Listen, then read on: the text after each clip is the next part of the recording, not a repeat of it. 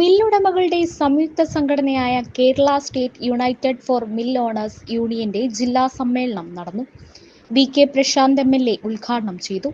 ജില്ലാ പ്രസിഡന്റ് തോട്ടത്തിൽ സാലിം അധ്യക്ഷനായി.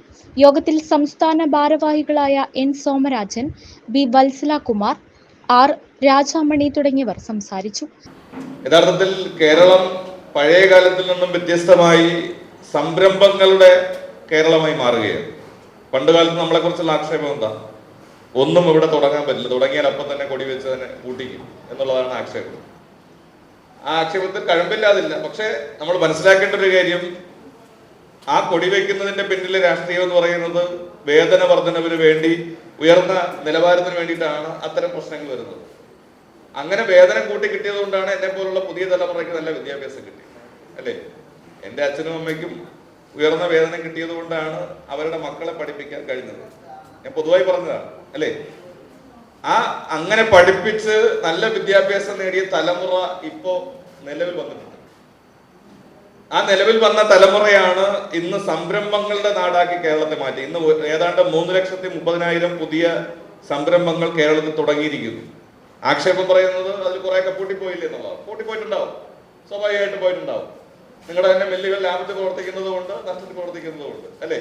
എന്ന് പറഞ്ഞതുപോലെ സംരംഭങ്ങളും ചെറുപ്പക്കാർ തുടങ്ങി അവര് കേരളത്തിൽ നിലനിൽക്കാൻ ആഗ്രഹിക്കുകയാണ്. ഇപ്പോ പൂട്ടിപ്പോകുന്ന സംരംഭങ്ങൾ കുറഞ്ഞു.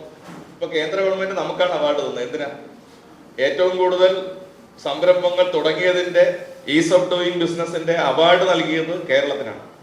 സംസ്ഥാനത്ത് 70,000-ൽ പരം ചെറുകിട ഫ്ലവർ ആൻഡ് ഓയിൽ മിൽ യൂണിറ്റുകൾ പ്രവർത്തിച്ചു വരും. ഏതാണ്ട് 1,50,000-ലധികം കുടുംബങ്ങൾ ഈ തൊഴിൽ മേഖല വഴി നിത്യവൃത്തി കണ്ടെത്തുന്നവരാണ്. തുടക്കത്തിൽ നല്ല രീതിയിൽ പ്രവർത്തിച്ചു വരികയും ചെറിയ തോതിലെങ്കിലും തൊഴിലില്ലായ്മ പരിഹരിക്കുന്നതിന് സഹായകമാവുകയും ചെയ്തിട്ടുണ്ട്. വൻകിട വ്യവസായികളുടെ കടന്നുകയറ്റവും ഉപഭോഗ സംസ്കാരത്തിൻ്റെ വളർച്ചയും ഉയർന്ന വൈദ്യുതി നിരക്കും തദ്ദേശ സ്വയംഭരണ സ്ഥാപനങ്ങളുടെ പുതിയ നിബന്ധനകളും ഈ തൊഴിൽ മേഖലയുടെ തകർച്ചയ്ക്ക് കാരണമായി തീർന്നിട്ടുണ്ട്. കാർഷികാനുബന്ധ വ്യവസായമായി ആരംഭിച്ച ചെറുകിട റൈസ് മില്ലുകൾ 95% ഈ മേഖലയിൽ നിന്ന് അപ്രത്യക്ഷമായിരിക്കുന്നു. പണ്ടുണ്ടായിരുന്ന ഒരു 5 വർഷത്തിന് മുമ്പുണ്ടായിരുന്നതിൻ്റെ 4-1 മില്ലുകൾ മാത്രമാണ് ഇപ്പോൾ പ്രവർത്തനക്ഷമമായിട്ടുള്ളത്. പ്രധാനപ്പെട്ട കാരണം വൻകിട കുത്തക മില്ലുകളുടെ കടന്നുകയറ്റം, അതുപോലെ തന്നെ സാധനങ്ങളുടെ വിലക്കയറ്റം, റേഷൻ കടകളിൽ ലഭ്യമായ സാധനങ്ങൾ ലഭിക്കാത്തതുകൊണ്ട് സാധാരണക്കാരൻ മില്ലുകളെ ആശ്രയിക്കാതെ വരുന്നു. വൻകിട കുത്തു കമ്പനികളുടെ വില കുറഞ്ഞ സാധനങ്ങൾ വിപണിയിൽ വരുന്നത് കൊണ്ട് അത് വാങ്ങാൻ ആൾക്കാർ തത്രപ്പെടുന്നു. ഇപ്പോൾ ഓരോ വീട്ടുകാരെ ശ്രദ്ധിക്കുന്നത് 1 കിലോ മുളക് വാങ്ങിച്ചുകൊണ്ട് വീട്ടിൽ കൊണ്ടുവന്ന് പിന്നെ അവിടെ മെല്ലിൽ കൊണ്ടുപോയി ഒടിച്ച് കൊണ്ടുവന്നേക്കാളും ഒരു കവർ മല്ലിപ്പൊടി വാങ്ങാം, അല്ലെങ്കിൽ മുളക് പൊടി വാങ്ങാം, മഞ്ഞപ്പൊടി വാങ്ങാം. പക്ഷേ അത് നമുക്ക് ഏറ്റവും കൂടുതൽ ആരോഗ്യപരമായ നമ്മളെ നശിപ്പിക്കുന്ന ഒരു രീതിയാണ്. കാരണം അവർ ചേർക്കുന്ന എന്താണെന്ന് നമുക്ക് അറിഞ്ഞുകൂടാ. അവര് ഇത് എല്ലാം വളരെ പരസ്യം ഉണ്ടാവും, അതെടുത്ത് സിനിമാ നടന്മാർ, സിനിമാ നടികളൊക്കെ പരസ്യം ചെയ്യും, ഇങ്ങനെ നല്ലതാണ്, അതുകൊണ്ട് അവരുടെ ജീവിതത്തിൽ അത് കഴിച്ചു കാണില്ല. ഈ ഉള്ള മില്ലിനെ നിലയിലുള്ള വരുമാനം കൊണ്ട് എങ്ങനെ നിലനിർത്തി പോകാൻ പറ്റും?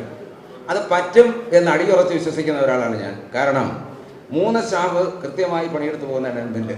അതിൻ്റെ 1 മാസം കറണ്ട് ചാർജൊക്കെ ഇവിടെ പറഞ്ഞാൽ നിങ്ങൾ അന്തം വിടും, അതൊന്നും ഞാൻ പറയുന്നില്ല. അപ്പോൾ അത് 3 പേര്, പൊടിക്കാനൊരാൾ, വറക്കാനൊരാൾ, അരയ്ക്കാനൊരാൾ. ഒരു ദിവസം കുറഞ്ഞത് 50 വീട്ടിൽ കുറയാതെ അരയ്ക്കാൻ കൊണ്ടാവും വീടുകളിൽ നിന്ന്, ചായക്കടയുടെയൊക്കെ വേറെ. അപ്പോൾ എന്തുകൊണ്ട് എന്ന് പറഞ്ഞാൽ നടത്തിപ്പാണ്. കൃത്യസമയത്തിന് തുറക്കുന്നു, കൃത്യമായി അവരുദ്ദേശിക്കുന്നത് പോലെ ആ സമയത്തിനകത്ത് വറുത്ത് പൊടിച്ച് അരച്ചു കൊടുക്കും. രാവിലെ മുതൽ വൈകുന്നത് വരെ മുളകും മല്ലിയും മഞ്ഞളും പൊടിച്ചും അരിയരച്ചും നമ്മൾ ആ കോലത്തിലായിരിക്കും നമ്മളെ പബ്ലിക് കണ്ടിട്ടുള്ളത്. ഇതുപോലെ വൃത്തിയായിട്ട് നടക്കുന്ന അപൂർവങ്ങളിൽ അപൂർവം. പക്ഷേ ഒരു കല്യാണ ഫംഗ്ഷനോ കല്യാണമോ അല്ലെങ്കിൽ ഇതുപോലെ കൂടുന്ന ഒരു സമയമോ ആണ് നമ്മൾ ഒരുവിധമെങ്കിലും മാന്യമായ ഡ്രസ്സ് ധരിച്ചു വരുന്നത്. അതുപോലെ നമ്മളുടെ ഈ മില്ലുകാർ എന്തെങ്കിലും മെഷീൻ ഒരെണ്ണം ഫിറ്റ് ചെയ്ത് കഴിഞ്ഞ് 10-15 വർഷം കഴിഞ്ഞാൽ അത് മാറ്റത്തില്ല. മാറ്റാൻ ശ്രമിക്കുമ്പോൾ വിചാരിക്കുമോ ഒരു മെഷീൻ വേണമെങ്കിൽ കുറഞ്ഞത് 60,000 രൂപ 65,000 രൂപ നമുക്ക് വേണം. ഹരിതകർമ്മസേന അതിപ്പോൾ ഒരു പുതിയതായിട്ട് ഇറങ്ങിയിരിക്കുന്നു.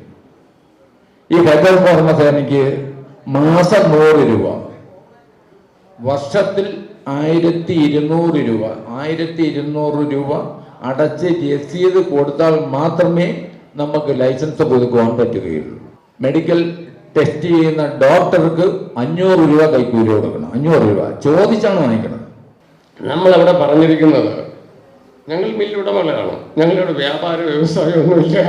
ഞങ്ങൾ പാവപ്പെട്ട കർഷകരും അല്ലാത്ത ആൾക്കാരും കൊണ്ടുവരുന്ന ധാന്യങ്ങൾ കൂലിക്ക് സംസ്കരിച്ച് കൊടുക്കുന്നു. അങ്ങനെയാണ് നമുക്ക് ട്രേഡ് യൂണിയൻ രജിസ്ട്രേഷൻ കിട്ടിയത്, തൊഴിലാളിയായത്. ആദ്യമായിട്ട് കേരളത്തിൽ തന്നെ ഇങ്ങനൊരു രജിസ്ട്രേഷൻ കൊണ്ടുവന്നത് നമ്മൾ തന്നെയാണ്.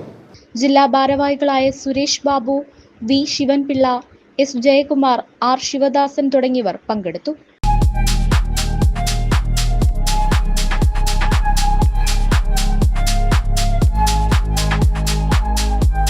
വാഗമൺ സ്പൈസസ്, വാഗമണിലെ എല്ലാ ഒറിജിനൽ പ്രോഡക്ട്സും തിരുവനന്തപുരത്ത് ഒരു കുടക്കീഴിൽ ജ്യോതിപുരം ഫുഡ് സേഫ്റ്റി ഓഫീസിന്റെ മുൻവശത്ത്. കശുവണ്ടി, കുരുമുളക്, ഗ്രാമ്പു, ഏലക്ക, പട്ട, കാഷ്യൂനട്ട്, നട്ട്സ്, ആൽമണ്ട് എന്നിവയെല്ലാം ഇവിടെ ലഭ്യമാണ്. ഞങ്ങളുടെ സഹോദര സ്ഥാപനം Vagamon spices dry fruits and drinks വാഗമണിൽ ചോറ്റുപാറയിലും ഇപ്പോൾ ആരംഭിച്ചിരിക്കുന്നു.